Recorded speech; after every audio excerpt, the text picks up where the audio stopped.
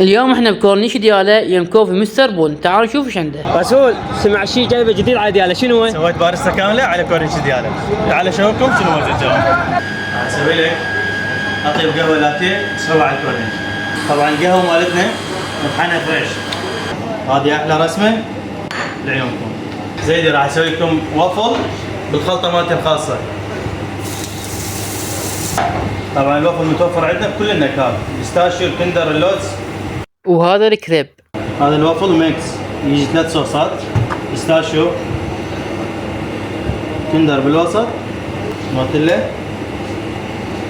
هذا الوافل صار جاهز 5 نكهات بصحن واحد. وهذا الكريب الكندر، وهاي النقشه الحلوه. طبعا رسول شيف قديم، اشتغل قبل بسليمانية وبغداد وجي يطبق خبرته بدياله. والوفل والكريب طعمهم كلش طيب، انصحكم تجربونهن. وين عنوانك؟ وسط كورنيش دياله، كوفي مستر بون، صف كوفي زيتون.